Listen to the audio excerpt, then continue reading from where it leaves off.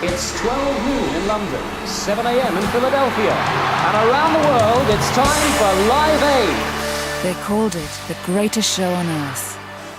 58 bands across the globe playing live in a 16-hour music marathon. It raised millions for the starving in Africa and put governments around the world to shame. But it was the day they thought would never happen. When they told me about it, I thought, what a terrible idea. I burst out laughing. I said, don't be ridiculous. Not least because its creator was an unlikely hero, a foul-mouthed fading pop star. No, let's fuck the address, let's get the numbers. It didn't strike me as a man searching around, for a charitable role. Oh, it's either Live Aid or I'll join the Citizens Advice Bureau. Yet he became the people's champion. He will never ever be able to lose the St. Bob tag. And the tormentor of world-class superstars. You don't say no to Bob. Ah, fucking that's it, Jesus Christ, real good Irish passion coming at you. And if he doesn't get you with the poetry, the spittle isn't far behind. From the start, Live Aid was dogged by transatlantic rivalry, America was horrendous. sabotage, There was a spin put out. You're either being used, or people are going to make a lot of money off you, or it's not going to happen. and superstar egos. What the fuck do you think you're doing? I don't even speak to him. I'm not going to do it. Many predicted catastrophe. It looked like it would be a chaotic disaster. Yet the skeptics would end up falling over themselves to get on board. Let's not lie. Don't tell me there was one act there that wasn't aware that there would be more than 1 billion people watching. It was a day many will never forget. Everyone remembers where they were. Everyone remembers what they felt about it. Everybody, it seems, except those who were there. I think we went on first, didn't we? Yeah, it must have been Great. first. Yeah, because obviously it was still daylight, wasn't it? Don't even remember that. Did we go in a helicopter? Did we? I just wish I could remember more than I can. But that's because, as I said, I had a bloody good time. For 16 hours, the country was united with joy and reduced to tears. Against all the odds, it was the day that music changed the world.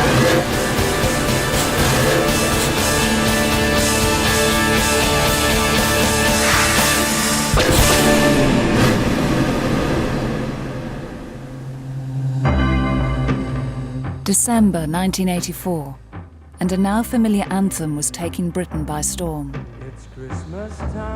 In Africa, an aid worker and a journalist heard the song for the first time. Stupid song and a stupid name for it, and how dare this guy make money out of poor starving people in Ethiopia. I thought it was crap. I thought it was trite.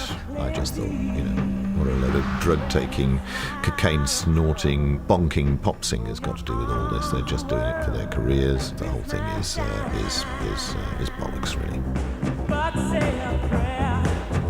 I was busting my guts out to try and save these kids, and I thought somebody was taking advantage of them. It wasn't true, but you could hardly blame them for being cynical. This was not a time of peace and brotherly love. There was massive industrial change going on. The community I represented up in County Durham was basically losing all its old coal, steel industries, and so it was a big moment of change in the country. Inner cities burst into flames. Unemployment was rife. Left-wing councils and the country's most powerful union, the miners, were locked in a fight to the death with Mrs. Thatcher's Tory government. And there was no greater anarchist than Scargill. So was Derek Hatton in Liverpool. The madness of the loony left.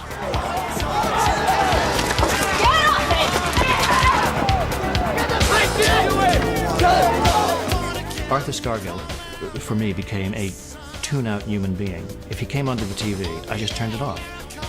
If you saw police on horseback, you thought, they don't know what they're up against.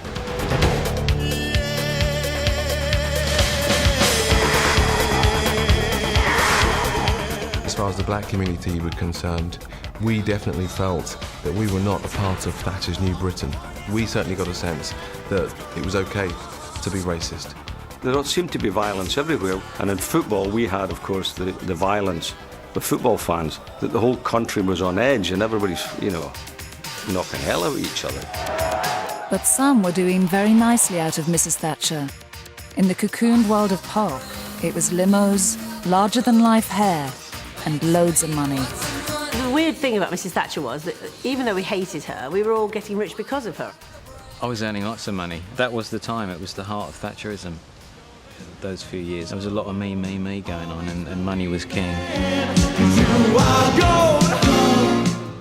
Everything was larger than life. The shoulder pads were larger than life. The way that we drank and the way that we did things was excessive. This was big hair, a go-go. Wow. The mullets. And pop music had never felt so vapid. One singer as well known for his bad hair and big mouth as his hit records was Bob Geldof, frontman of the Boomtown Rats. I mean, I thought the Boomtown Rats were just crap, but, you know, and he can't sing. By 1984, the hits and the money were drying up. I was a fading pop singer, certainly fading, no longer relevant. Dying on his feet. We got to a stage where we were thinking, well, we'll let him make one more record and we'll see how this goes. I think we all felt he'd rather overstayed his welcome and shot his mouth off, and we felt to some extent, I think, that he was a pop star on the slide. Geldof's girlfriend, Paula Yates, presenter of cult music show The Tube, was now the biggest star. Bob occasionally hung around, you know, the dressing rooms and the canteen at Tyne's Television when The Tube was being shot, like a big bad smell, and he always used to wear a big black leather coat and a hat just that said, you know, I'm a pop star, and he was so grumpy and horrible. I mean, everybody in Bob's World was a fucking bastard, you know, maybe with the exception of his partner and his daughter. So he wasn't that popular. People used to be very cruel to him, call him Mr. Paula Yates and everything, and I can see that hurt him.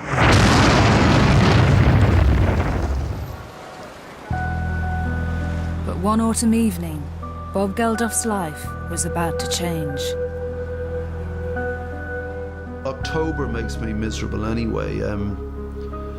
Twilight makes me very uncomfortable. Around 4 o'clock, 4:15 on autumn days, or, you know, the orange sodium lights flick on. Don't like it. So I came in, so the time of day, the sense, though I wouldn't acknowledge it, that this was over, and the panic about what do I do, you know? I really can't do anything else in my life. Paula was in, and Fifi was in. She was just very small. The three of us watched the 6 o'clock news. The news featured a report from famine-struck Ethiopia. Dawn, and as the sun breaks through the piercing chill of night on the plain outside Coram, it lights up a biblical famine, now in the 20th century. This place, say workers here, is the closest thing to hell on earth. The scenes were absolutely riveting. And this, from the get-go, did not look like television. It looked like Spartacus, something vast.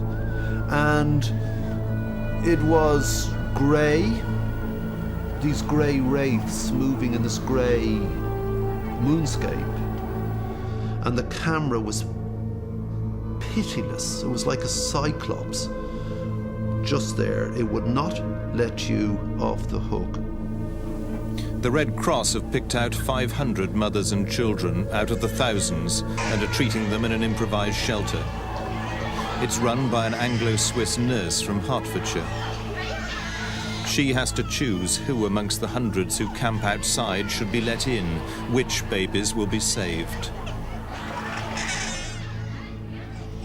Hold on, what's this guy saying? What's that person doing there, that young girl in this horror, you know?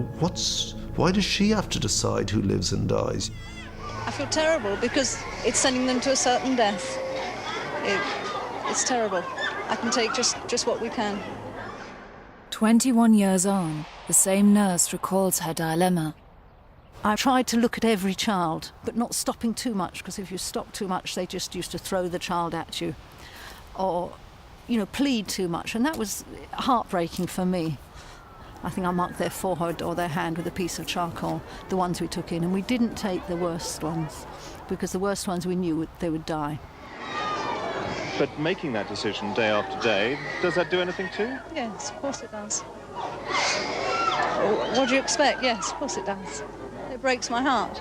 It reminded me of a Nazi in a concentration camp, sending the people to the death camp. You can come in, you're okay, you're good, you're good, you're good, but you rest, you're going to die. It really, that's what I remember. I remember feeling so bad about the ones I couldn't help. By Coram standards, it wasn't a bad night. 37 dead. Tomorrow, there would be more. The day after, more still. The context of home, here we all were. Cosy. How do I keep this going? And cozy and this? Cozy and this? It wasn't just Bob Geldof. The whole country was shocked. People in Britain are donating about £100,000 a day to help the famine victims. Relief agencies who are trying to cope with the famine have been inundated today with offers of help from the public. The Save the Children Fund alone received over 1,000 calls by midday. I was just watching that Ethiopian thing. I think this is gross after coming out after seeing that. Oh, yeah. I'm serious. A lot of people eating a lot of food. Sorry, you got any champagne? Well, I've limited myself to 2 sausages as a result. Tortured by what he'd seen, Geldof hit upon an idea to raise money the only way he could, by making a record. Did you fucking see that thing on TV last night? Did you fucking see that? And he was on the phone and he says, "You've got to do something about it. We've really got to do something about it." And you just, I was on the phone. I just said, "Yeah, absolutely. Whatever you say, Bob." He got lucky. He roped in his friend, songwriter and producer Midge Ure from the chart-topping band Ultravox. To make it big, he needed big stars, but some of them were suspicious. When Bob called me, I thought, he's the last person in the world who'd be talking about this kind of thing. Is that the Chimes of Doom I pulled off? I thought he was one of the greatest rock and roll stars ever. But the idea of past the plate was not something I'd associate with him. But he has, as you know, he's remarkable verbal skills, and if he doesn't get you with the poetry, the spittle isn't far behind. It's 10:30, you lazy. I was really suspicious when he first rang about Band-Aid. I was going, this is odd. Why would Geldof be doing this? There must be something in it for him. You can't blame someone for being mildly suspicious. Try and marry these two images of a man who cared desperately and passionately about starving people in Africa, and this other big, bad-tempered git who swore at everybody. He's got this drive, this mad ambition to get this thing done. Even further back than that, though, I think. He's like a terrier. He will not let go. And once he had been let loose and got hold of all these artists, while I'm trying to put the record together, he's getting all the artists together, running up my telephone bill, I have to tell you. We both assumed the role, I was the producer, I was the guy dealing with the music. He was the guy rounding up the crowd. There's no question, if Midge just let it all pass, that would have been the end of my involvement, and the record would not have been made without him. Geldof and Midge Ure hope to raise £72,000 for Africa. But do they know it's Christmas surpassed their wildest dreams, making more than £8 million as it swept into the charts at #1. They set up a special trust to distribute the money.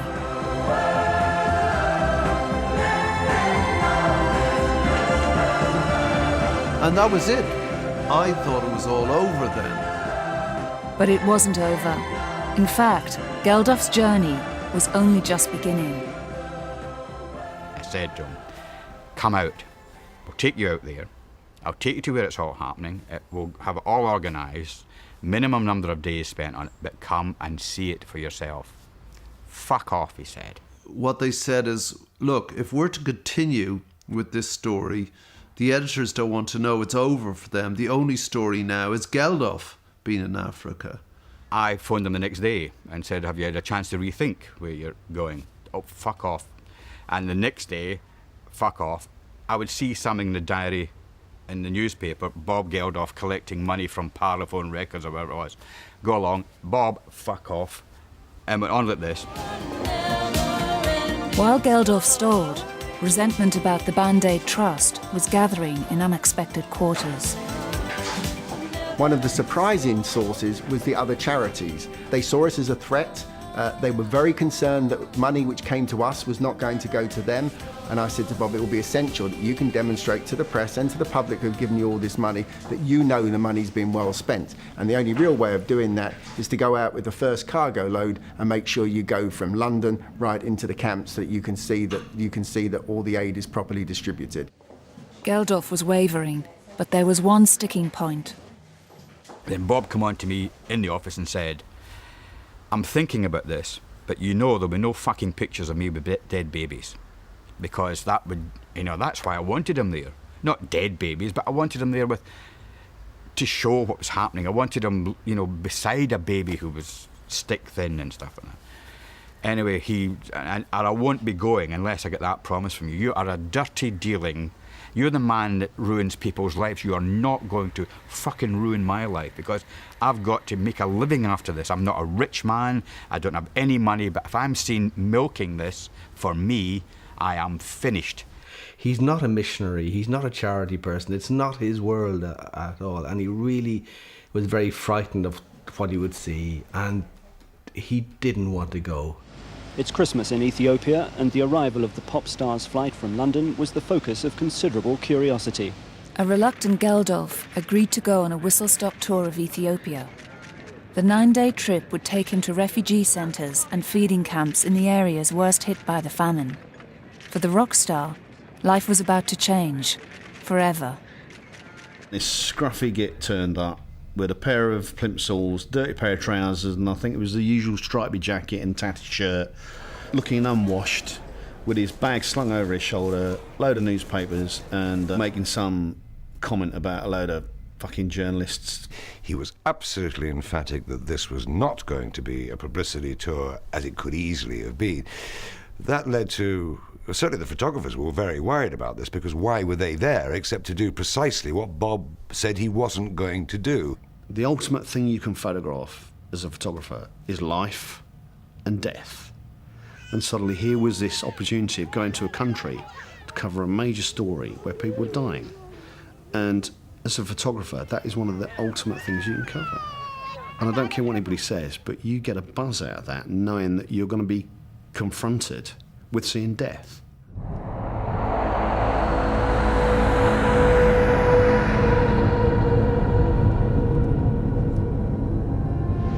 You're there watching an indeterminately aged human being.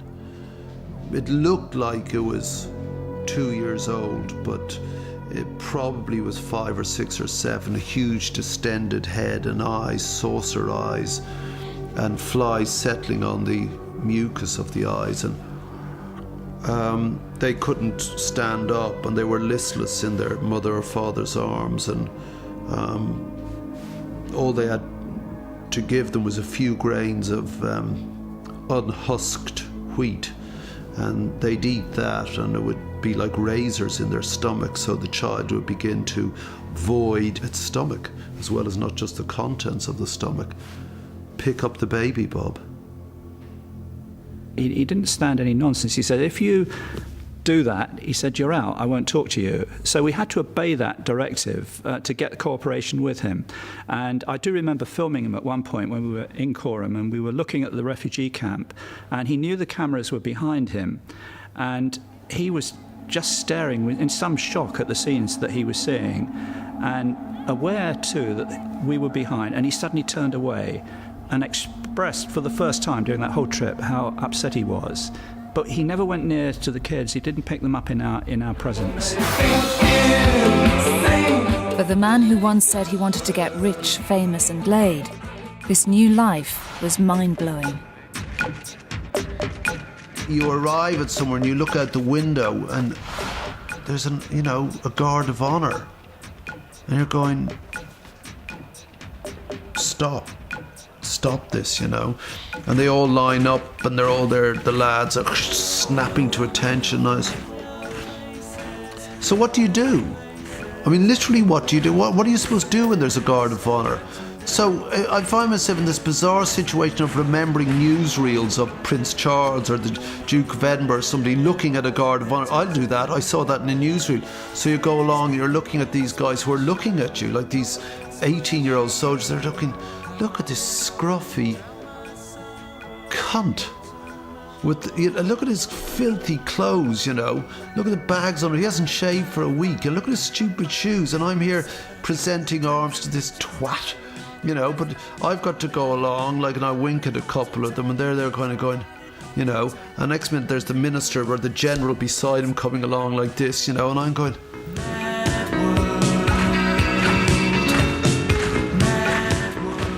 I don't know how to convey how mad it is.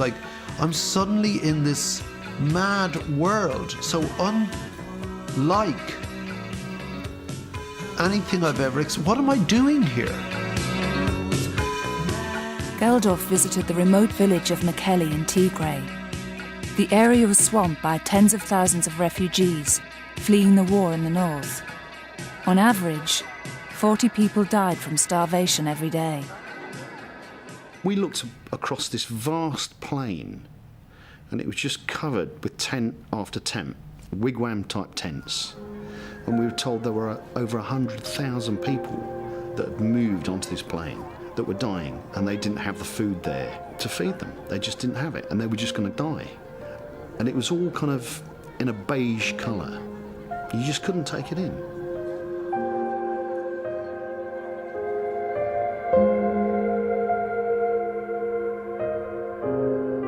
And we came upon a little boy and a little girl. The little girl was one of my nightmares. The little girl was about 3 years old, and she was looking after her brother, who was about 1 year old. And the little boy was as close to death as you can be. His eyes were almost fixed, and he had that glassy, waxy look about a child who's about to die. And she continued to wave. She was in a pitiful state herself, but she continued to wave the flies away from around her brother's eyes. And the doctor explained that the little boy was unlikely to make it, but the little girl was in slightly better condition. And we moved up about halfway down the shed. This German nurse came up, spoke to the doctor, and said to the doctor, I don't know if it makes any difference to the photographer's picture of the little boy and little girl, but the little boy has just died. So Bob looked at me, and we moved up the shed.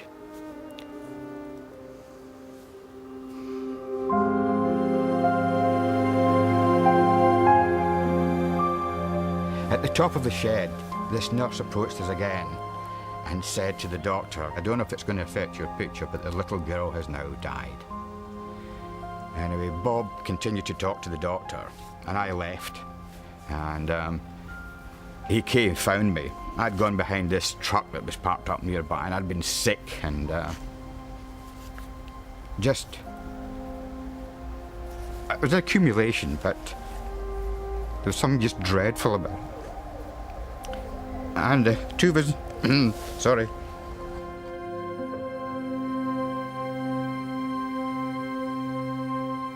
I looked around and Kenny was bawling. And I think that moment of absolute reality just stripped away all that carapace, that hardened shell, and it got him. So I retreated up the hill a little bit just to, do some general views of the area. And then the doctor emerged from a tent about 6 yards away with Bob, walking up the top end of Mekelle camp. And the kids were just attracted to Bob, and they ran to be alongside him and look at him, the ones who could run. There was, and I thought, shit, that's a picture. I knew Bob would go nuts when I took it.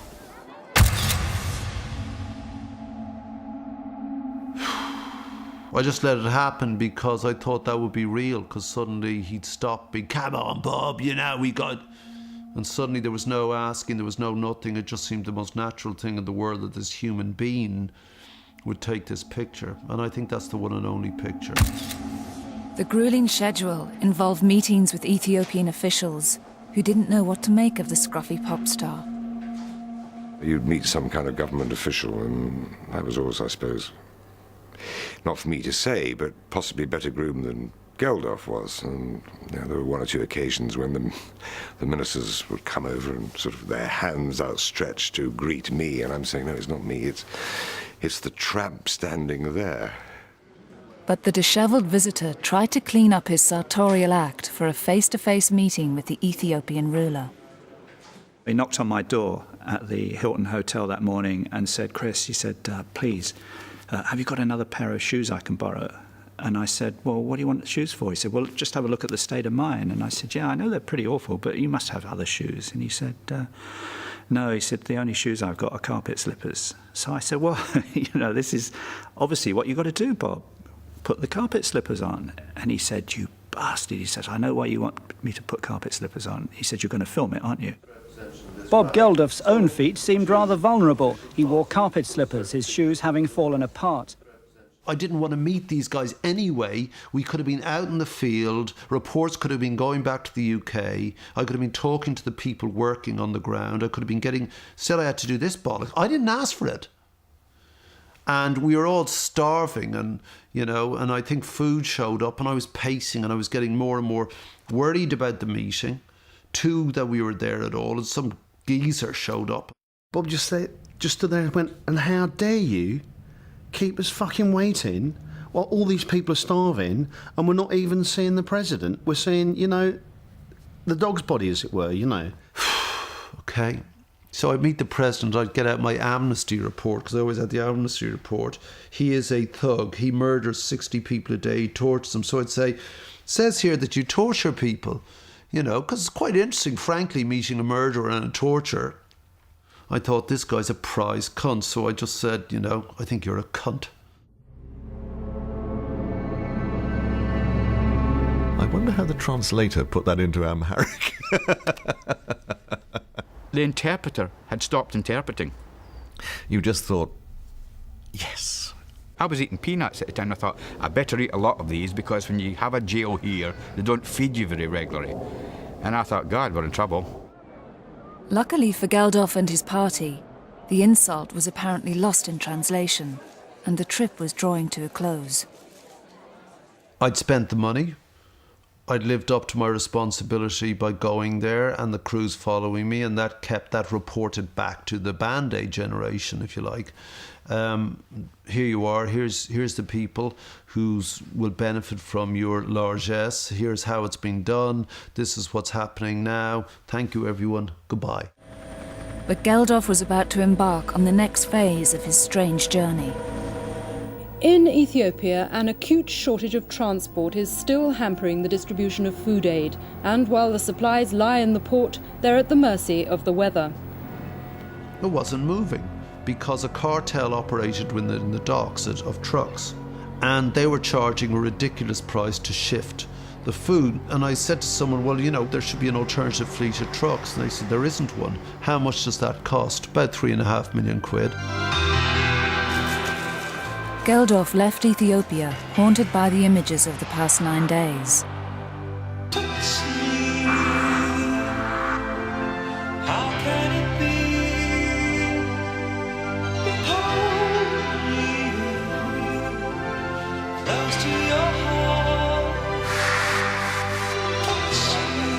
He'd bullied the cream of the music world and insulted an African dictator. Now he got the chance to tackle the powers that be at home. Bob turns up looking like he'd been sleeping in the nearest park bench overnight. Unshaven, hair standing on end, looking for trouble.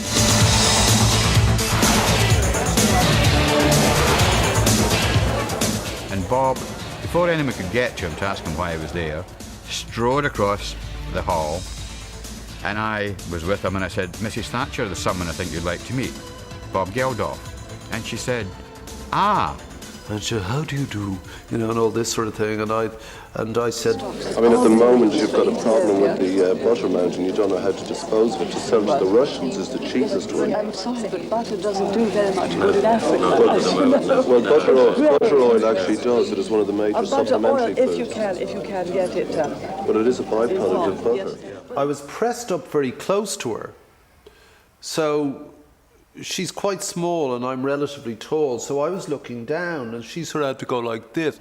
A lot is going. A lot of surplus food is going. But don't Prime forget... Minister, there are millions dying, and that's the terrible thing. Difficult to tell who was lecturing who.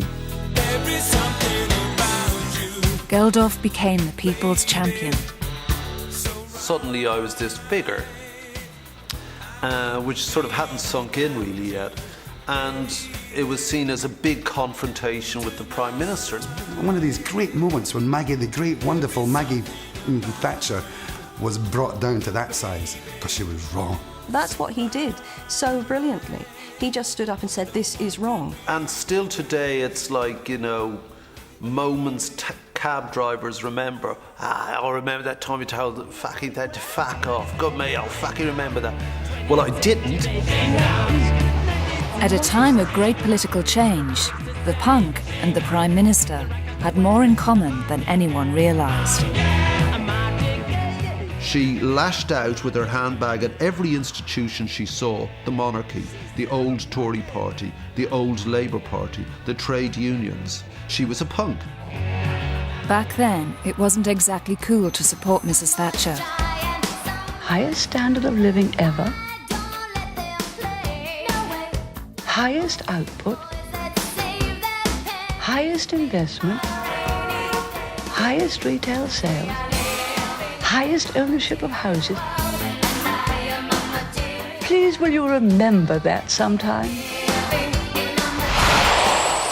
But secretly, many like Geldof admired her policies. Privatised industries ignited the share-buying dream. Council house tenants bought up their own homes. And in the city, young guns were making a killing. There was a great deal of prosperity about, and we were seeing the beginnings perhaps of, was it Cortina Man in those days? A lot more people in this country felt that they were budding capitalists. Guess what? We bought our council house, you know, paid rent for 350,000 years. We're homeowners. We actually can do it now. We've got shares. You're all being told that to go out and make money. You know, if you're an 18-year-old kid, just make money. That's it. It's cool to be 18 and have a Porsche and wear, you know, red braces and have these new mobile phones which were the size of a backpack and stuff. That's cool. You know, I actually think it is cool. Geldof had become a charity entrepreneur, and Mrs. Thatcher loved entrepreneurs. I think what they were doing was almost a sort of privatisation of aid. It was very much a return to a sort of 19th century idea of philanthropy and of people spontaneously taking an initiative to help other people rather than relying on or expecting the state to do it for them. Even in the home of capitalism, the cream of America's music talent was jumping on Geldof's bandwagon. 45 top stars were about to record their own charity single for the famine. I was quite moved at the fact that a bunch of Brits got together, you know, and decided to do this. I think that's what really kind of woke us all up in America. There comes a time. The two superstars of the moment, Lionel Richie and Michael Jackson, wrote the song, and Richie's manager, Ken Cragen, invited Geldof to come to Los Angeles for the recording. There are people dying. Well, I'd never spoken to Bob Geldof before. I didn't really know what I was in for. At the Band-Aid recording in London, the talent had gone to the local chippy for their dinner. But in California, they did things differently. I got I don't know, $50,000 worth of free food donated for the group, and then it was all spread out. It was in Hollywood, California. So when you say, would any restaurant like to cater for free? Well, it's only going to be Spago's, it's only going to be Chasen's, and their presentation is going to be over the top. Geldof was not impressed. The only problem with that is Bob walked in, saw it, and started berating the people for eating while the people were dying in Africa. It was a little egregious, like, I think the caviar, the lavishness of it. It was a little embarrassing. I had to go retrieve Bob and get him back to the studio. We Are the World raised $45 million across the globe, 4 times as much as Band-Aid. They'll always say to you, oh, you're the guy who did We Are the World, and I go, no. But whenever I walk into a bloody room in Africa, we are the world. No, wrong song. The money-making potential of a huge gathering of top-class talent would stay with Geldof. 2 months before, he'd been written off as a fading star, hell-bent on his own publicity. Now, he was the man on a mission, the conscience of the nation.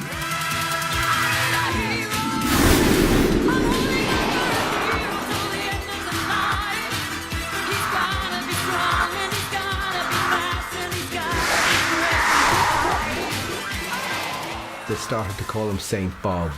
He slipped from the rock star persona into the Saint Bob persona very easily. They stopped calling him a musician or a singer. They always referred to him regarding his charity work rather than his musical work, and that was kind of sad because we were still a band, we were still a working band. People would come up and, hello Bob, how are you, how's it going, is everyone okay over there now, how's it all going, and would thrust money at him and rings and everything. I wanted this to stop now. It was already beyond any control I had. So, ladies and gentlemen, for tonight's special award, Bob Geldof and Midge Ure, please come forward. But Geldof was the face and the voice of Band-Aid, and the story everyone wanted. And his unique force of character came at a cost to those close to him. He was awful in these award ceremonies. He would literally just go and get the award, say, thanks so much, don't know where I'd be without you, you've saved people, thanks so much, bye. Leaving Midge with no award and nothing, to just stand there going, And Midge Ure. We both went up to pick up the award, and Bob, in his usual manner, launched into this huge speech. I'll say something. Leaving me standing behind him again, 3 feet behind him, looking a bit kind of dazed and confused. Why wouldn't he want Midge to share the awards and the glory and the credit for doing what they did? Why does the rest of the world think it's just Bob's baby? Why did Bob allow that to happen? It was a classic Geldof, he doesn't mean it, it's just he's there, and he was launching at this big thing about the whole Band-Aid, Live Aid thing and whatever, but it's just how he is. He had the awards and he had the acclaim, but old suspicions began to resurface. Some reporters were openly hostile. Fortuitously, but not by design, the success of Geldof and Band-Aid has brought new life to the sagging popularity of the Boomtown Rats. It has earned the group criticism that they're cashing in on Geldof's Ethiopian philanthropy, even that his obsession with fundraising has become sanctimonious. Thing is that if they say, oh, what a publicity stunt, it is frankly ridiculous. I don't work 20 hours a day on publicity stunts. Tonight, the Rats will hold a concert in London and can reflect that while they never planned it, the ill wind from Africa has certainly done them some good. But had it? The rest of the Rats certainly didn't think so. Suddenly on this tour, 80-year-old ladies were coming up and says, "Hiya, Bob, here's £20. It was good, but it was strange, We're trying to be a rock and roll band, But we don't want your mum to like us.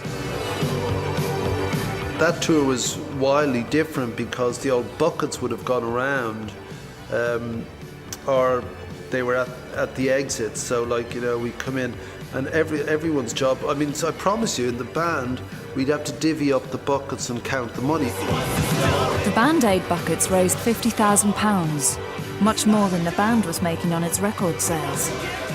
We would leave the venue, get on the tour bus, all the buckets would be piled onto the tour bus and they'd be down the centre aisle.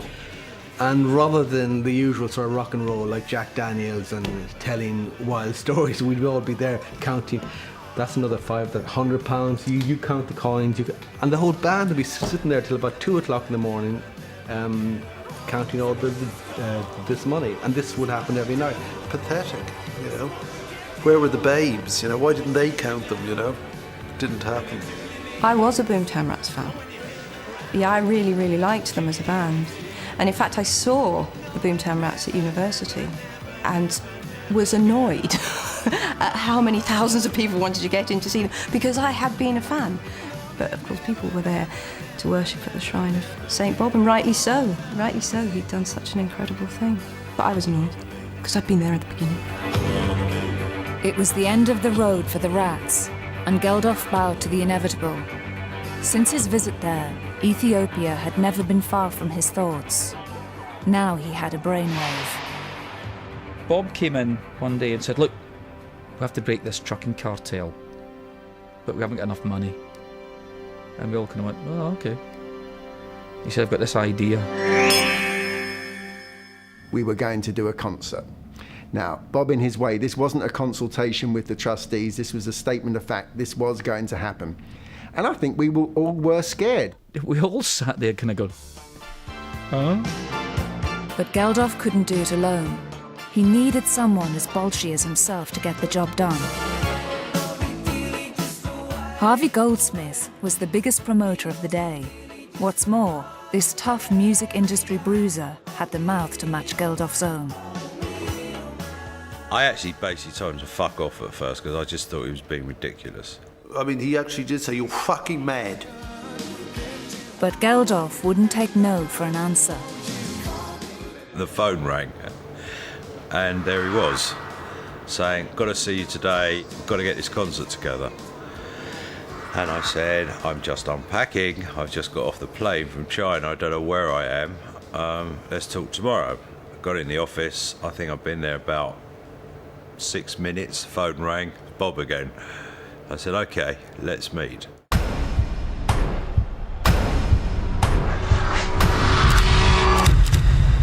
Wanted to do a big concert at Wembley, lots of big acts, and rattled off the A to Z of that time, every major act there was, and said they're all doing it. And I just looked at him and said, yeah, very funny.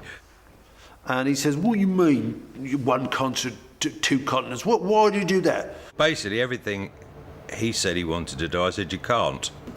So that was our starting point. So, it's a nightmare you're going to have in the middle of the summer where they're already booked up. But like he kept saying, and then what are you going to do then, and then what? And you could see he kept asking a question. In the back of my mind, I actually knew it was possible, but I didn't want to tell him that. We're scared of Bob. We're scared of Geldof. Now he just needed the talent, and for them, there was no safe hiding place. And he just approached me in the middle of Heathrow Airport. I don't think he was going anywhere. I think he was just sort of there haranguing people. Scared the crap out of me, so I said yes. And he was angry and committed and very volatile, and so I just went along with it. You don't say no to Bob Geldof very easily.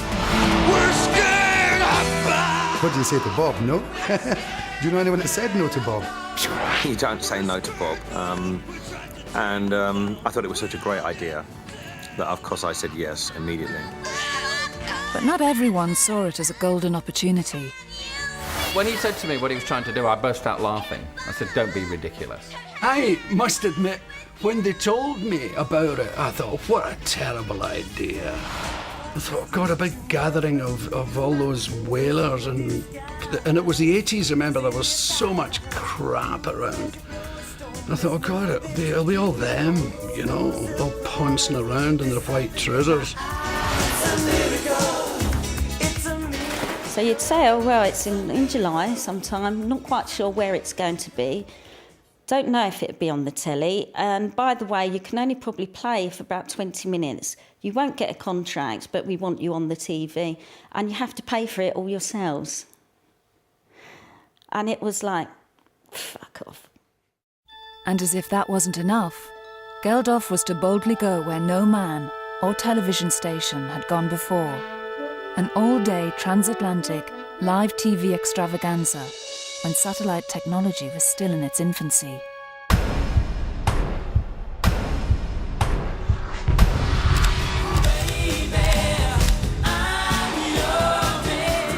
Only one man could make it work. Geldof flew to New York to see Mike Mitchell, who had just produced the television coverage of the LA Olympics. He and I discussed what it is that he wanted to accomplish. And when I went there, I was very skeptical. He had originally wanted to do a concert between London and New York. I had just come off the Games and said I really wasn't interested in that, but if he wanted to do a worldwide event, I'm in.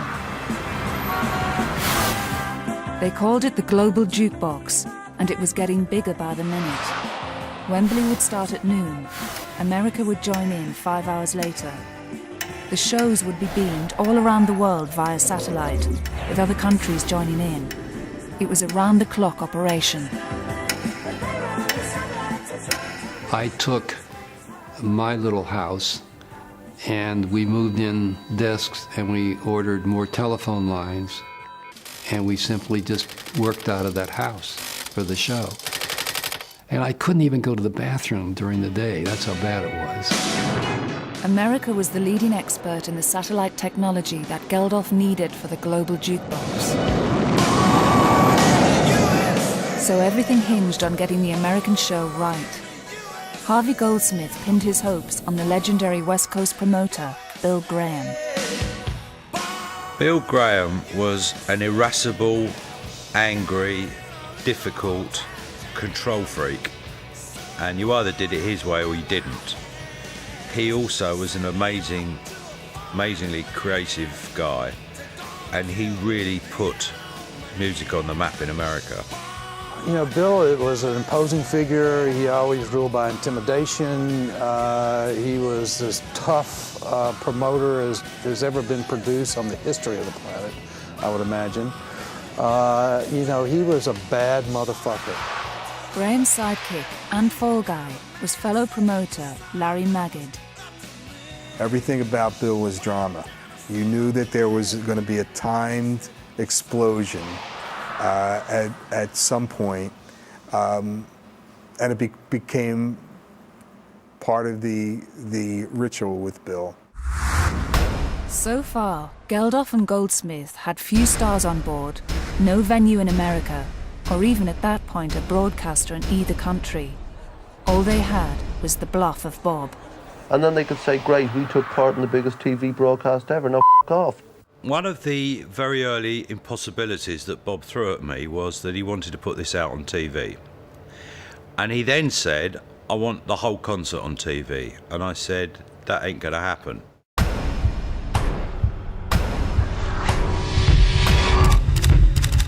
There was only one organisation that could pull it off. Good old Auntie. You simply couldn't believe that you'd bring together Queen, U2, Paul McCartney, you name it. I mean, you know, Rod Stewart, yes, he'll be there too. Phil Collins, oh, he'll be in Concord. All this was sort of, it was being told me, and I was sort of saying, yes, that's all, you know, that's really interesting. But I didn't believe it, to be honest. Bob thumped the table and said, no, I want the whole show out, all 12 hours of it, and we're going to do America, so I want that out as well. I want the whole day sorted out, and he just stormed out the room. I just assumed they would. So why not? And I suppose it's sort of that naivete. It didn't strike me as that big a deal. And then suddenly, Bob walked in the door again, and he said, I want an answer by Tuesday. He shot out the door. I've been having second thoughts about this, and I'd like to hear more from the music department about the idea. Well, what exactly do you want? Well, it'll be mainly music, George. Well, frankly, to me, this savours too much of a gimmick. I'm in favour of the experiment.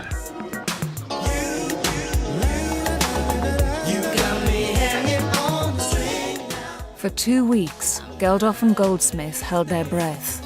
Then finally, a breakthrough. I called Bob and said, I just had a call from Roger and he thinks he might be doing it. He said, good, is he going to do the whole lot? OK wasn't good enough. It was the whole ball of works or nothing.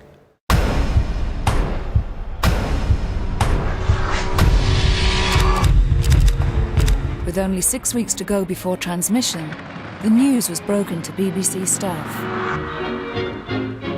Bearing in mind it was the height of the summer and most of the outside broadcast vehicles were already booked for other things, you've got all sorts of sporting activities going on. I thought that it's going to be an absolute nightmare. The biggest misgivings were voiced by the team who had the unenviable task of presenting the show. The men behind the Anorak's favourite music programme from the late-night graveyard slot, The Whistle Test. I was on holiday, in fact. I remember putting down the telephone and going out and lying in the meadow outside the house and staring up at the sky and just feeling nauseous with terror. The thing you have to remember about Whistle Test is that we were a very humble little programme. We were 40 minutes once a week occasionally on BBC Two. And here we were doing one of the biggest shows the BBC had ever done. It was like asking BBC Radio Clec Heaton to do the Olympic Games. You know, we really weren't up to it. If that wasn't enough of a problem, the new boy on the show was ideologically opposed to the whole thing. I could see that whilst it was a worthy gesture by a number of pop stars, there had to be behind it something more substantial to back it up. I wanted the governments to do something about it. They're the people who had the real power. Geldof had his work cut out, getting the European networks on board. I talked to them from the very beginning about this, and the precondition for any of the wealthier Western countries is that they run a telethon. Iceland don't want to do a telethon. Geldof's global jukebox dream wasn't going to plan. America's can-do culture was rapidly becoming can't-do. The nation that put a man on the moon didn't believe that this show was technically possible. We were literally laughed out of all three networks' offices. The Olympics, we used 2 satellites, 1 feed, 1 location to a world feed. Live Aid, 16 satellites, 8 locations, all interactive feed for 16 hours. In today's terms, it would be like saying, let's do a concert on the moon.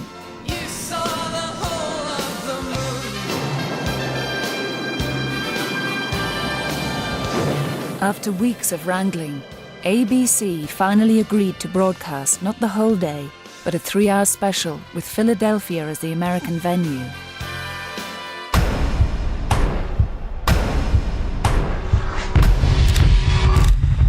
They had the venues and the TV networks, but few stars confirmed. Geldof and Goldsmith had no choice. They had to go public. We had a press conference at Wembley to announce the whole thing, which was a bit of a farce, really, because we actually didn't have anybody confirmed at that point at all. We were scribbling names down as Bob was going, because we had to go at 12 o'clock, I seem to remember, on Radio 1. Richard Skinner here talking to you live from Wembley Stadium, where a very important announcement is about to be made. Good morning, everybody. I'm very pleased to announce today that as Band-Aid's first part of their relief programme comes to an end, and as our younger sister, USA for Africa, begin their relief programme today, Band-Aid start the second part of their programme by announcing Live Aid. The people taking part in alphabetical order will be Bryan Adams, Adam Ant, the Boomtown Rats, David Bowie, the Cars. Most of the press conference was spent with bits of paper flying about from various different people, to Bob, back to Bob, to Bob, to Bernard and so on, and from me saying, no, this hasn't confirmed, and he would just be flicking them off the table. I would have been flicking it away because it would have been a distraction, because it was going to happen. It was going to happen that Mick was going to somehow square things with Keith, and that was all going to happen, and Bob Dylan was going to show up, and it was going to be wonderful. That was in my head. There wasn't a second's doubt as I did it, but afterwards I'd be sick with fear. Queen's Sade, manager, Jim Beach, suddenly interrupted the proceedings. Spandau Ballet. I suddenly got yanked out. It was Jim Beach calling from New Zealand. And he said, what the hell's this all about? He said, why are you announcing Queen? I said, because Bob told me they were doing it. And he said, what? So I said, look, we're right in the middle of the press conference. He said, you better not announce Queen. I coughed a bit and said, because he'd already done it. The Pretenders, Queen. Bands who were no longer together were amazed to hear they were reforming, especially for Live Aid. Status Quo. I got a call from Pete Townsend just as they were going into the press conference that I thought sort of intimated to me that he was at least interested in playing. Not with The Who, but he was interested in playing. Marsha came in with her bit of paper to say that Pete Townsend agreed to do it. Threw it at Bob. Bob read it and announced that The Who were getting back together again. And about 5 minutes ago, we heard some wonderful news, and that is that The Who, one of the greatest bands ever in rock music, are reforming specifically for this event. What the fuck are you talking about? It was just really bizarre. It was really, really bizarre. The phones light up completely mentally from the pair of them. What the fuck do you think you're doing? I don't even speak to him. I'm not going to do it. I think you will agree that we have more or less, without a doubt, in fact, the most important people over the last 20 years. And I can also tell you that the remaining half dozen or so huge bands in the world are at the moment trying to clear their desks, and we will let you know over the next 3 weeks who's in and who's out of that remaining half dozen. I went through the list, and like literally the journalists were sort of gasping, have you got so-and-so? Yes, yes, and they were kind of freaking out. And I said, Brian Ferry, so-and-so. Next minute, like the phone rang about 2 hours later, Brian said, I never agreed to do it. And I said, well, hey, dude, pull out. As the Wembley press conference made clear, Geldof's brusque, domineering personality was driving Live Aid forward while pushing old friends aside. It was becoming very obvious that Midge was being pushed into the background. So Bob said, OK, then, well, I'll read one band out and Midge can read the other, and so on and so on. Richard Skinner here talking to you live from Wembley Stadium, where a very important... I tuned into Radio 1, all sort of excited that at last Midge was going to get, his due for doing so much work and get to be a part of things again. And I sat and Bob just did the whole... It was as if Midge wasn't there. On 2 continents. I'll read out the list of people taking part. The conference kicked off without me. I felt a bit miffed. I was a bit left out. I was standing talking to Gary Kemp and Adam Ant. Before I knew it, a kind of partition had been closed and the press launch was happening next door. So there's the entire Band Aid trustees all sitting there with Bob spouting off about who he was going to get. And I was in with them and I'm thinking, hold on a second, what's happened to me? Where have I gone? Well, I mean, he had nothing to do with Live Aid. I mean, that's it. That's the reality of it. And I would have said, well, if he wants to do something, he can, but it was never suggested to me, and I would have thought it redundant, really. I know it's not about egos, and it's not about personalities, but I think it was quite hard for Midge to take. And to his credit, he never said anything publicly. Despite bruised egos behind the scenes, all pop fans cared about was that the biggest concert in history was going to happen in just 4 weeks. The people taking part in alphabetical order will be Bryan Adams, Adam Ant, Boomtown Rats. I'm just waiting for the K's to come along, and it said Nick Kershaw, and I'm there. Judas Priest, Nick Kershaw, Chris Christopherson, Huey Lewis and the News. I mean, I wouldn't go if it was just the Wurzels, and it was the Wurzels and Bucks Fizz, I wouldn't bother. Coming here for the music or for the charity? For charity and the music. It was a thrill to be able to go back to the Polytechnic and go in with this ticket and say, we've got one, we've got one, we've got one. I stayed on the phone for hours while it was engaged, like about 4 hours, just ringing, putting it down, ringing, putting it down. I got through after 4 hours, that's all it took. With my mum's credit card. That's right. God bless her. The tickets sold out in minutes, but one fruit and veg seller in Cheshire decided to do something a bit more ambitious. The Live Aid concert will be the biggest televised event the world has ever seen. Now, in Wembley Stadium, there'll be 2 giant television screens, which will be receiving the American end of the concert live by satellite. There's only one other vast television screen mobile in the country, and that won't be at any stadium. No, that'll be right here, in this field at Pot Shrigley, near Bollington, in Cheshire. I'd got the biggest screen in Europe, this bloody big screen, and nowhere to put it. And anyway, Ches Orme, local lad, local farmer, he said, do it on my field. And it went from like a small little idea to something quite large, really. Geldof had the date, the venues, the satellites, and now the audience, but still, no lineup. You would think now, looking back, the greatest show on earth. Every artist in the world must have clamoured to play at Live Aid. That wasn't the case whatsoever. It was the exact opposite. There were many, many artists who needed a great deal of convincing, and managers who were sceptical that it would take place and it would be first class and it would show their artist in a good light and that it was real, that it would actually take place.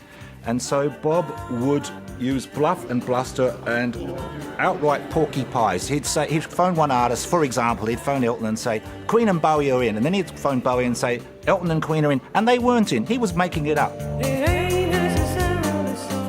The best way is to make them feel threatened by their peers. So it gets to the point, if you're not on it, well then, who are you in the hierarchy? So if you've got Paul McCartney, Mick Jagger, David Bowie, Bob Dylan, who the fuck are you that you're not doing it? For bands who had split up, like Status Quo, Geldof played the role of marriage counsellor. He said, nobody's interested in doing it, he can't get anybody to... And he said, we said, we're not happening, we're unrehearsed, and he said, it doesn't matter a fuck what you sound like as long as you're there. He could have said, we really need you guys, you're great, but he didn't. Live Aid still needed the supergroups of the age. Suddenly, a breakthrough. I simply looked down at my date sheet and I noticed that we were playing a 12-night run at Wembley Arena across that period. And when he said the date was July the 13th, 1985, I noticed that we were playing at Wembley Arena on July the 13th, 1985. And I literally said to him, well, we'll just walk across, which is what we did, and we'll do the performance. And then as long as we can have a time slot where we can get back to play to the 12,000 odd people who I hoped at that point were going to buy tickets for our show. The only thing I do remember thinking was whether in fact we'd be able to get it done in time and not to be able to get back and do the other gig. Several other managers subsequently rang me and said, are you doing this show at Wembley? Do you think X should do it? It was an accident of timing that proved a critical breakthrough. Ringing for you. People actually started calling up and saying, well, you know, we're doing the show, we'd like to be on at 6 o'clock, right? Well, I said, okay, but you're doing the show bit's good enough, right? Could we just do the billing bit later? And of course, you know, Radio Bicknell had told everybody what time he was on, right? So they're all scrabbling now, because naturally you're a manager and you say, my act's going to do this thing, you know. What's the next thing? You want to get the best bit on the bill. Before Dire Straits said yes, bands would do anything to get out of doing Live Aid. Now there was a mad rush to get in. Are we on while America is watching? You know, that was probably a question coming from my office to the promoters and to Geldof as to what time of the day we went on. There was a bit of jostling that went on during the run-up to the show. No, I wanted to do it, you know, because it was an important thing to do. I remember at the time it was really frowned on if you said, oh, it would be good for our career. So no one ever kind of mentioned that anyway. It was all kept kind of underneath. You knew how important it would be, not just for the cause, but for your own career. I've read some criticism about people saying, well, they just did it because they wanted publicity. None of us needed publicity. Let's not lie, you know, you think things, it's a wonderful cause and it was a wonderful day for the music business, but don't tell me there was one act there that wasn't aware that there would be more than 1 billion people watching. Yes, I'm lucky, yes, I'm lucky. But Geldof's idol, Mick Jagger, still hadn't taken the bait, even though Geldof had been stalking him for weeks. You know, Keith, you know, and all that. So he said it'll be a nightmare, he said, but, you know, I'll do it. Mick Jagger agreed to perform in America without the Stones, but then he and his mate David Bowie had another brainwave, a transatlantic duet. At one point, I was going to do my part of the song in England, and Jagger was going to be in the States doing his part over there. I said, how do we do that? He's in, you're in America, he's here. But we couldn't find anybody who was fully convinced that we could actually sing at the same time and make it work everywhere. So we abandoned that idea anyway. He said, well, can't we do something with a spaceship? And there was this whole argument going on about which of them was going to be sitting in the rocket singing. I actually made a call to NASA. So you got any rockets going up? We'd like one to put Mick Jagger on. And I could imagine, go, who's this nutcase? What?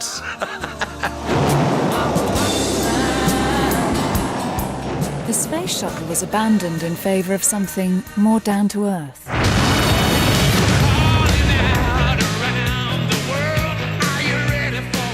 I genuinely didn't know that they were going to go off to a studio and do Dancing in the Street, which is, so apt.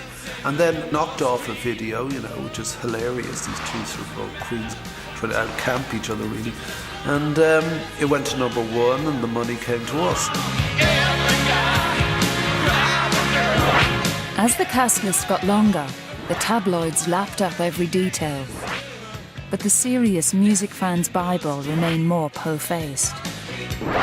The NME was really steeped in what we'd now call an indie kind of attitude, in which anything to do with the mainstream is probably bad. Anything that is deeply unpopular is probably good. Live Aid was perhaps the most mainstream event which any of us had ever seen, actually, in our lives. And it was therefore hardly a very cool thing to attach one's self to. The black press was even more critical, furious at what it saw as the deliberate exclusion of black British artists. The Voice newspaper called it the Band-Aid blacklist. Yet again, somehow we weren't part of what was going on in the country. Of course a lot of people felt pissed off, a lot of people felt as though, fuck you, here it goes again. As this was a concert for famine relief in Africa, perhaps one or two Africans may be valid and valuable additions to the lineup. Oh, no. You can't have any of that. A journalist who suggests there should be more black performers on the bill at Wembley gets short shrift. Thanks, mate. We don't need someone to pull a crowd. We need to get money to stop people dying. And I don't care if they're orange, luminous pink or green. The object is to stop people dying. Political correctness, thank God, wasn't that terrible at that time. So we didn't have to have a one-legged lesbian and all the rest of it. We were just putting a show together. Geldof did want the black American stars of We Are the World, but most of them didn't want to know. We went to all of the major black acts who were popular at that time, and they all said no. But we couldn't explain that to people. We had this unbelievable discussion with Michael Jackson's people saying this is to help people in Africa. He just wasn't interested. In America, there was an agenda, or that was in a way bought from their Band-Aid record of that community of black acts committing or not, and it was like a block vote. And unfortunately, the block vote sort of went against the Philadelphia show from the black artist community.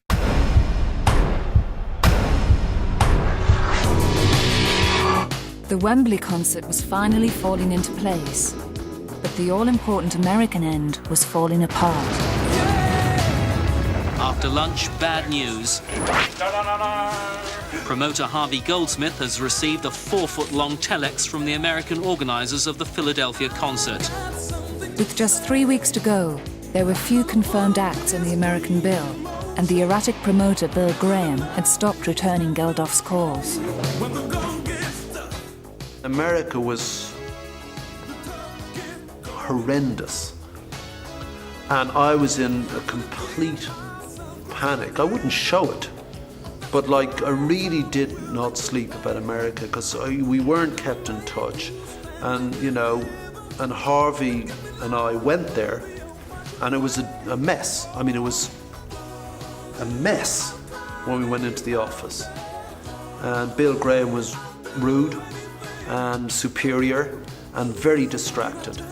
Bob thought Graham would go out and secure performers, and that's not what he did. We put a team together. We literally picked up the phone and just started calling people, and Graham wasn't really participating in that. Rumours now reach London that Graham was actively undermining the show he was supposed to be promoting. We were hearing from some artists that he was telling them behind our backs that the show wouldn't take place and that it wasn't well organised and they shouldn't participate and it would damage their careers. And he, in fact, put some artists off.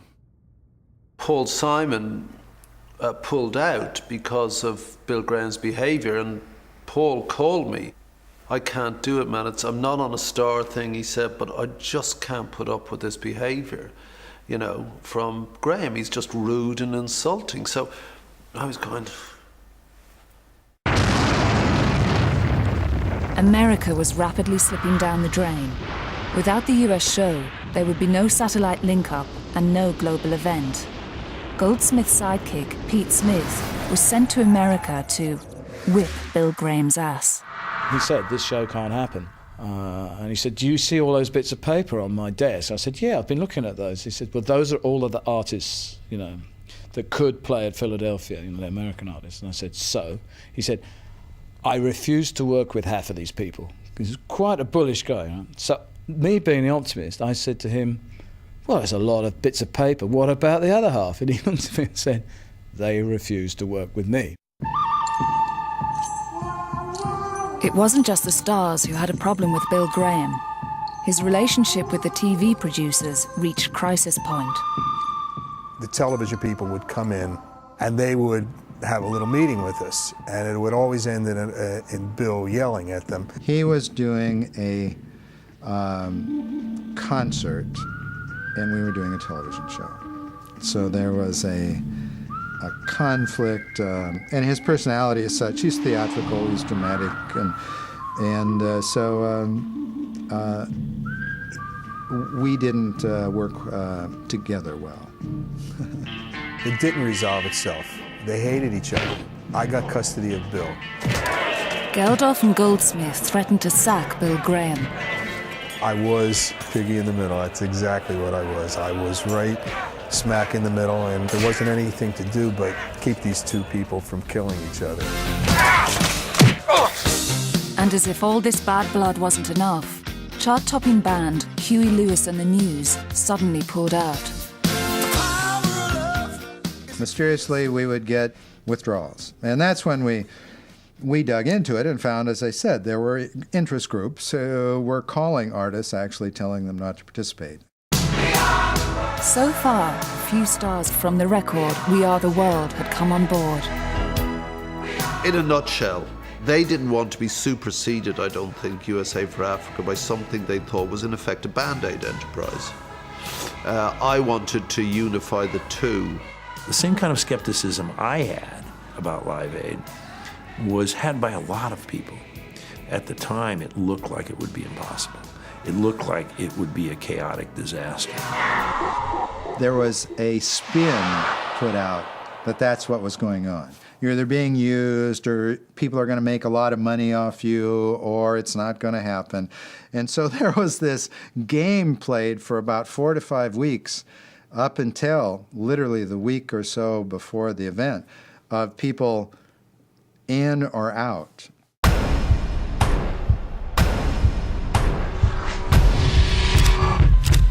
Back in Britain, Geldof's lineup was almost complete, but as usual, he wanted more. One of the icons of the age, Princess Diana. There must be an angel playing with my heart, yeah. Tonight, the Prince and Princess arrived back in London to attend a concert by the pop group Dire Straits. Tonight's performance is being given in aid of the Prince's Trust, a charity particularly associated with the royal couple. Geldof managed to get a free ticket from somebody, because he certainly wouldn't pay, and showed up and kind of corralled them in the corner and talked them into coming along to at least the opening of the Live Aid show. I thought it would be important that they came because at that time, you know, it was glamorous, there was the excitement around their relationship and stuff like that. And they represented, well, the country. He had royalty, and now Geldof wanted pop royalty. But the king of pop, Paul McCartney, was still holding out. The former Beatle hadn't performed live since John Lennon's death 5 years earlier.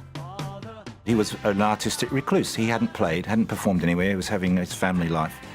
And Bob needed him badly for credibility. You know, one of the Beatles had to be in the show. Pete Smith and production manager Andrew Zweck were told to go to McCartney's offices, as Geldof put it, to bag the lion. There was a real sense of apprehension. You know, Friday night, 5 o'clock, you know, go get Paul McCartney.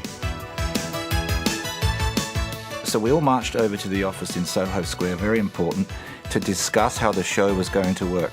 I was panicking. I had no idea how the show was going to work. And I was called upon to be the spokesman of how it was all going to be perfect and wonderful and technically professional and enhance Paul's career, and he'd play in a fantastic light. But I was making it up, it's the truth of it. What if we go out there, you know, into Soho Square at 6 o'clock, and he's said no, you know? I suppose you catch a train to Dover or something, you know, because I'm not going back to see Harvey or Bob. But at the end of the meeting, he said I was always going to do this show. You know? And I said, well, you know, why are you always going to do it? And he said, the management. So I said, Stephen Shrimpton, your manager? He said, no, Pete. He said, the management. So I thought, Linda? You know, so I said to him, oh, he said, who do you think the management is? And I said, the kids? My kids were very keen on the whole thing. One or two of them were a little too small to be aware of it. But I think the thing about Live Aid was everyone who could be aware, who was conscious, was aware of it. It galvanised the nation.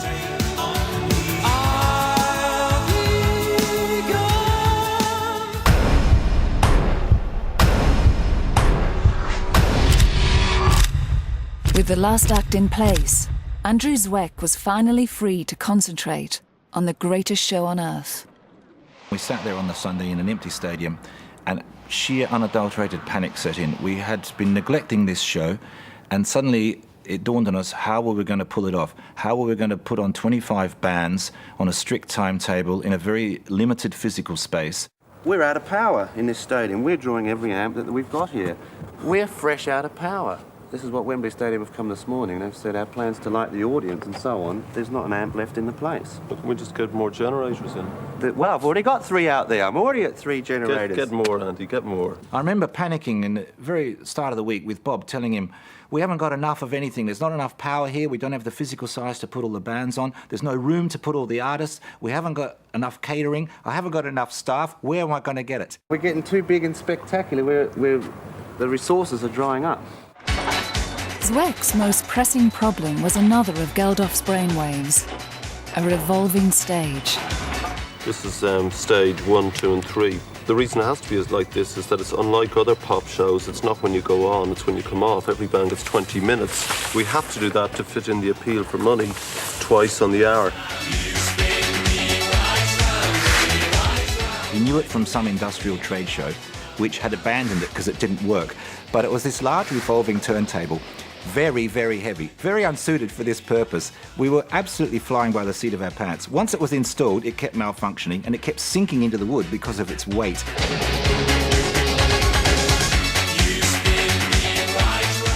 think my only concern was always whether this bloody stage would get stuck or not. And I said at the end of the day, if it doesn't work, you better get some horses in. What it meant was you better get lots and lots of people to physically turn the thing round. I was going, you must be fucking joking, you know, underneath the bloody stage, you know. Well, this was utter rubbish. Soon became a myth, because there was no room under that stage, even for a rat. The horse was a big possibility. He was there, wasn't he? If the stagehands were a bit clapped out, over at the BBC, things didn't seem much better.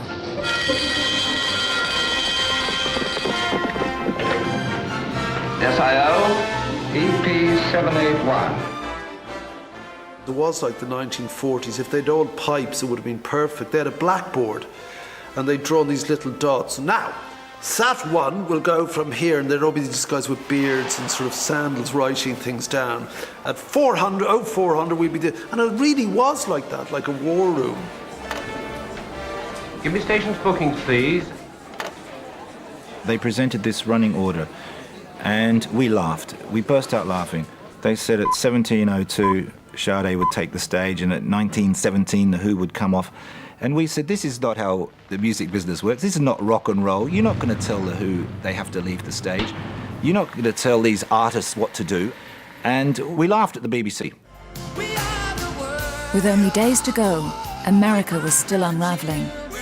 Geldof badly needed the artists from We Are the World to give the show global credibility. A showdown took place between Ken Cragen, Mike Mitchell, and Harvey Goldsmith. We actually ended up all meeting together because there was a point where we suddenly felt we were being competitive. And I just wanted to get that out of the way really fast because that's the last thing we needed. It just wasn't on the agenda. So we had to sort out with them what they were trying to do because they were going to try and do their own concert. With only 3 days to go, Ken Cragen struck a last-minute deal to appease the artists who were still holding out. So when I got the call saying we're in, I sort of heaved a sigh of relief too, because the stories would have been where were they, rift between and all that stuff.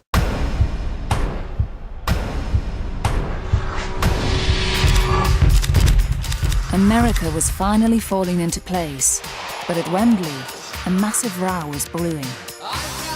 Everyone in Britain was giving their services for free, except Wembley, who insisted on charging for the venue and their staff. Wembley were the biggest pains in the arse of the whole thing. They were really not going with the plot. They wanted money, they wanted this, they wanted that. And like, I was just going, fuck them, you know, no.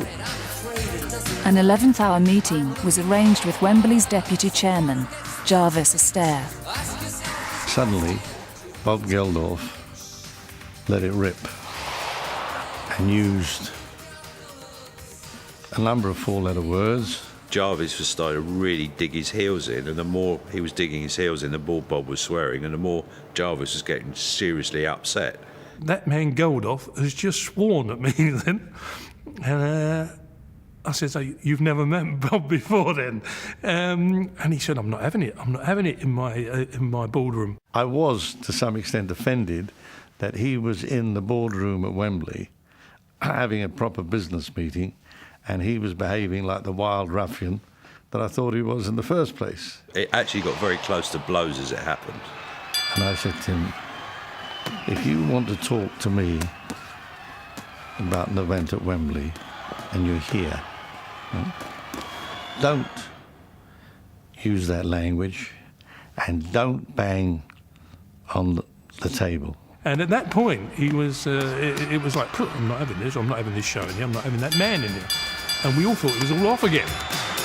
At the 24th hour, Wembley reached a deal. Live Aid agreed to pay the stadium £250,000 for the day. It wasn't just the big guns. In Cheshire, fruit and veg man Tony Butterworth was having his own battle with bureaucracy.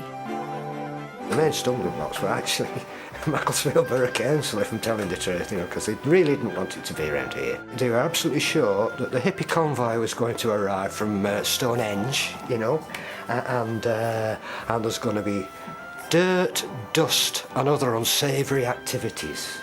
We had to go the following day at the town hall, and the place was full of people objecting, and there was an old lady, right? She looked like Mrs. Marples, you know, big coat on and a portmanteau, and and she was sat right at the back, and I kept turning around and looking at her like, you know, and I thought, oh, she's trouble. Anyway, it came to the end of the sort of summing up, and this old woman at the back stuck her hand up, you know. I thought, oh, this is it. And she said, I just want to say, there are people dying right now as we speak. And she picked her bag up and went, and she walked past me and went. And these three judges said, there's your licence, you know.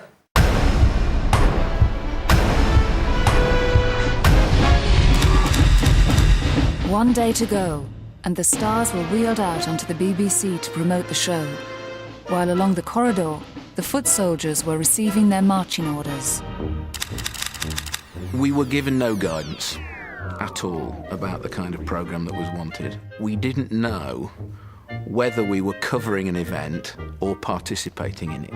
Absolutely no preparation and absolutely no rehearsal at all. I mean, I can remember being called to a meeting, but mostly it was just lots of technical johnnies from the kind of outside broadcasting, talking about, you know, miles of cables that they were going to use and satellite links and all sorts of rather butch-sounding technology, we were kind of just gibbering in the middle of it. We were all given little folders with the running order and show up.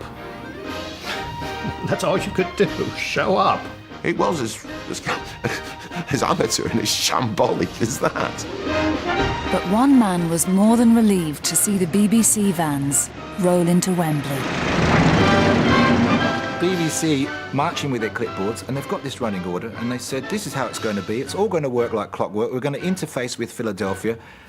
And I thought, well, I believe them now. You know, in the beginning, I thought this was pie in the sky. But once they arrived on site, team-handed with all of the staff and all of the clipboards and all of the equipment, I thought, hang on, I'm not alone here.